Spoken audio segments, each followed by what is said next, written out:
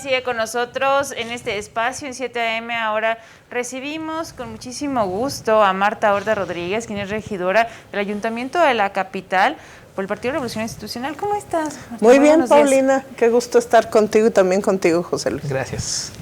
Y bien, queremos platicar acerca de la violencia hacia las mujeres, claro, y no debería ser marzo el único periodo en el que se comenta al respecto ni que se fortalezcan acciones en ese sentido.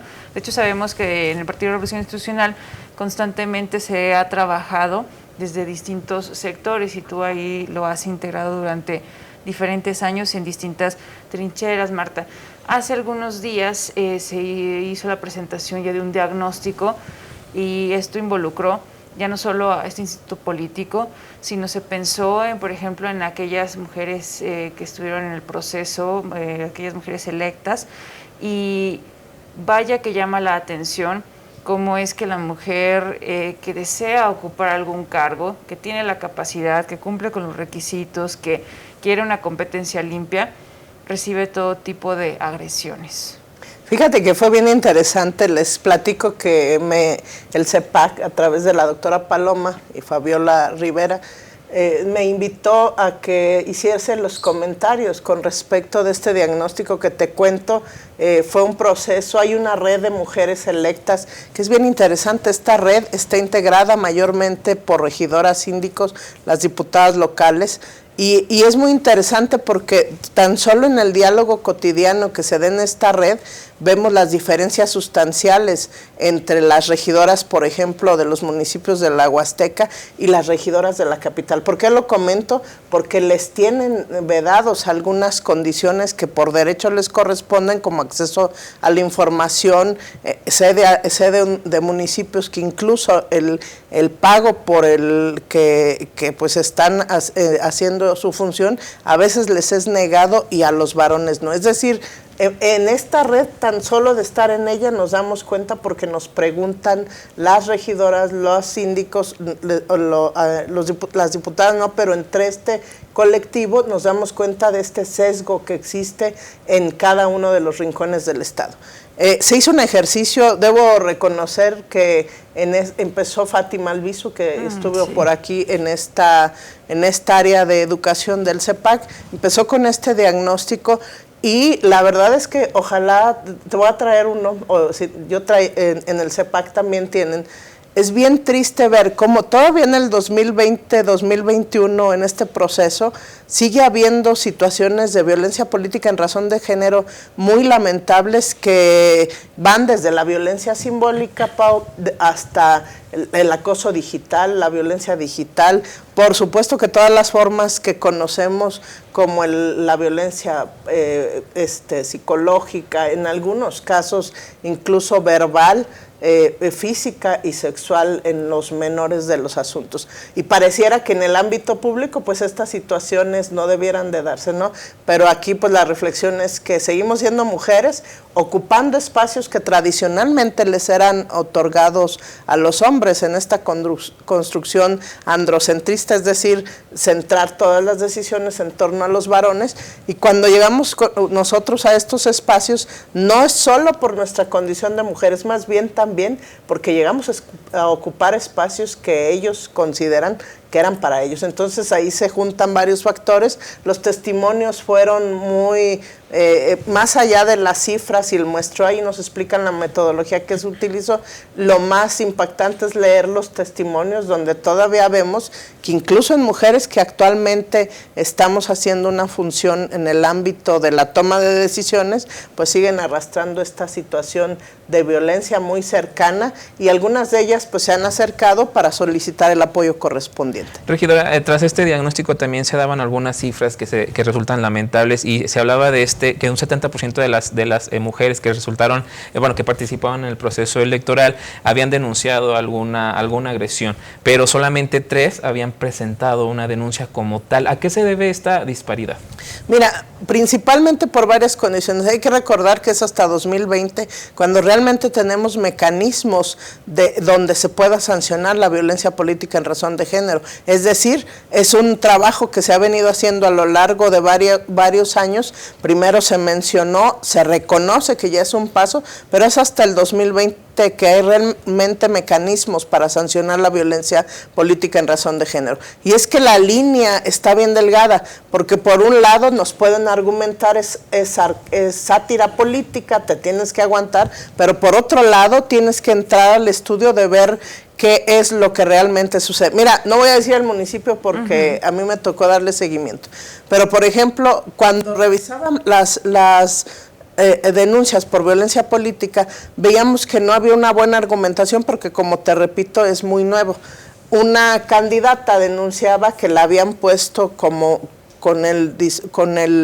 una rata y su rostro, y atrás otras 2 ratas. Ella, en la elaboración de la denuncia, dicen que ella la ridiculizaron como una rata.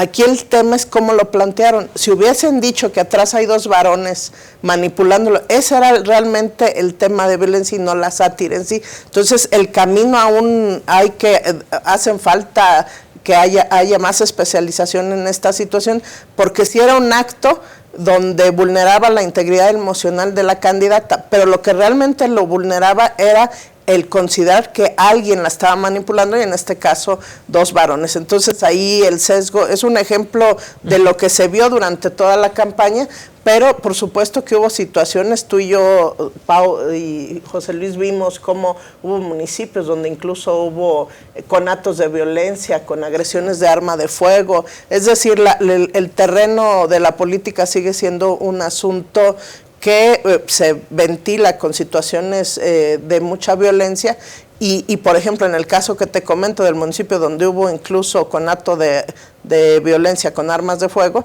pues, por ejemplo, ahí no hubo denuncia. Entonces, es un asunto que tiene que ver con la credibilidad de las instituciones, con la impunidad, y ahí caminamos de lado, Pau, con el tema de la violencia contra las mujeres. Es decir, en el diagnóstico se abordó el tema de violencia política electoral, pero la violencia en todos los ámbitos se da en este sentido y pocas se atreven a denunciar justamente por el tema de la impunidad.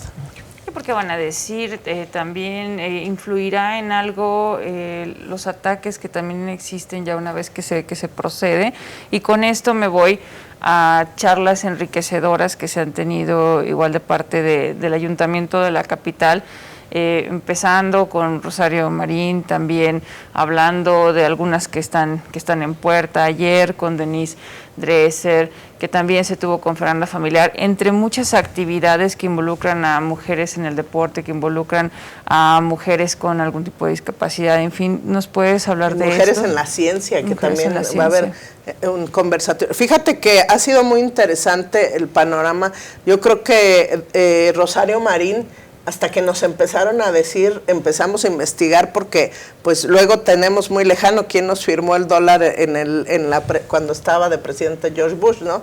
Y cuando escucha su historia de una mujer migrante mexicana que se va a los 14 años, que no sabía inglés, que tuvo que a marchas forzadas hacer una adaptación, no te cambias solo de lugar, sino que te cambias a una cultura totalmente diferente, donde hablan un idioma diferente, pero que ella habla de como toda esa fuerza y esa resiliencia que tuvo de parte de pues su madre y esta situación de cómo se va dando y cómo llega a ser una de las mujeres más influyentes. Yo creo que este tipo de espacios son muy motivadores, porque pues hablan de cómo todas las personas, dependiendo de las herramientas que tengan, pueden llegar a ocupar cargos muy importantes sin importar el origen. Y también, pues, tú comentabas la de Fernanda Familiar, que era como dirigida a otro espacio de mujeres, que aquí quisiera detenerme un poco. Claro. Luego pareciera que hablar de mujeres es solamente hablar de violencia. Qué lamentable que en el marco del 8 de marzo sigamos hablando de los temas que vamos a hablar en noviembre. De violencia otra vez. ¿Por qué? Porque en marzo, pues más bien sería como propicio pero todavía no nos da ese espacio para reflexionar sobre el acceso de las mujeres al ámbito laboral, donde exijamos a igual trabajo, igual salario, toda la serie de derechos que tenemos, no que nos estén dados, nos merecemos, son inherentes a nosotras, pero sin embargo tenemos que remontarnos nuevamente a los actos de violencia que se viven.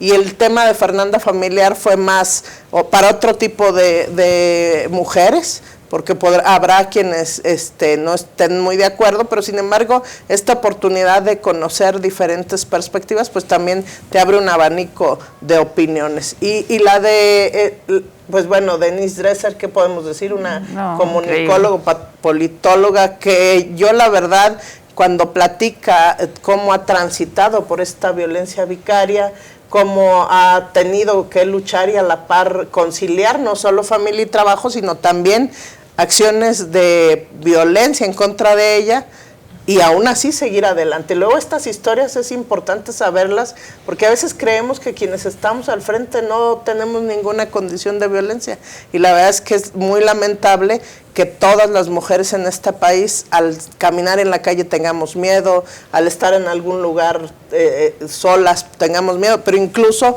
tomas tu vehículo y no sabes quién viene atrás de ti. Es decir, esta condición es muy complicada para las mujeres de este país. Y entonces es muy importante reflexionarlo y tú bien lo decías. Ojalá no fuese solo marzo, ojalá no fuese solo noviembre. Yo creo que hay que hacer una agenda de que se está trabajando continuamente para poder combatir todas las formas de violencia y que los accesos de las mujeres a los ámbitos públicos y en el ámbito privado pues estén libres de toda situación de violencia. Y resaltar que el trabajo de las autoridades no nada más se queda en estas fechas, que todavía quedan más conferencias, más actividades por parte del ayuntamiento y que está el total apoyo por parte también de San Luis Potosí con este día que acaba de pasar 8 de marzo con la marcha también. Sí, además solo remontarme un poco a cómo ha estado involucrado el presidente municipal Enrique Galindo Ceballos en esta conmemoración que no solo se quedó en un día y bueno, a lo que sigue va a ser una serie de actividades, por ejemplo, las actividades de mujeres en la ciencia. A las 12:30 hoy. Esto es muy importante porque nos permite ver todos los ámbitos de participación de las mujeres. Empezamos por el tema político. Con Denise Dresser yo creo que es un tema, un referente para ti que eres comunicóloga, es decir, las mujeres participamos en todos los ámbitos que también participan los varones y lo único que queremos es visibilizar que sí podemos y que merecemos estar tranquilas en los espacios públicos y privados. Y estamos muy agradecidos contigo, Marta Horta Rodríguez, porque nos has acompañado en esta mañana. Hay muchos temas que se quedan, yo creo que no terminamos y sobre todo cuando abordamos las actividades que se están promoviendo, como la que se va a realizar con Yalitza, que esa también va a ser muy importante tan solo en unos días. El resto del trabajo que tú efectúas desde el Cabildo también de la capital y esos asuntos que implican la unión también de mujeres para combatir cualquier tipo de agresión. No solo de mujeres, yo creo que para poder combatir de manera efectiva la violencia contra las mujeres necesitamos de hombres que nos acompañen en estas situaciones de vulnerabilidad, de hombres y mujeres más preparadas, más sensibilizadas y menos enojados. Hoy tenemos una sociedad muy enojada con justa razón por muchas condiciones, pero justamente de lo que se busca es de generar entornos de paz donde podamos generar diálogo, podamos brindar acompañamiento. Y bueno, yo les quiero decir a quienes están en este momento, nos están viendo, que pueden contactarme. Si bien es cierto, ya no trabajo en áreas donde se atiende directamente la violencia, hemos generado una red de compañeras que podemos y alianzas con las instituciones para poder hacer la canalización efectiva en el momento que sea necesario. Que ojalá no fuesen las llamadas para solicitar apoyo, pero que sepan que en este andar lo que hemos aprendido es que a veces una llamada a tiempo hace la diferencia entre estar viva y poder manifestar nuestras acciones, gritar si es necesario, como las compañeras que la hacen en la marcha, como todas estas expresiones que tienen de enojo contenido, y pues brindarles acompañamiento en cualquier momento, pues ahí estamos. Regidora, le agradecemos mucho que nos haya acompañado aquí en 7M y es bienvenida. Muchas gracias, Pau, muchas gracias, José Luis, gracias. Allá en casa quédese con nosotros, aún tenemos más aquí en 7M, no le cambie de canal.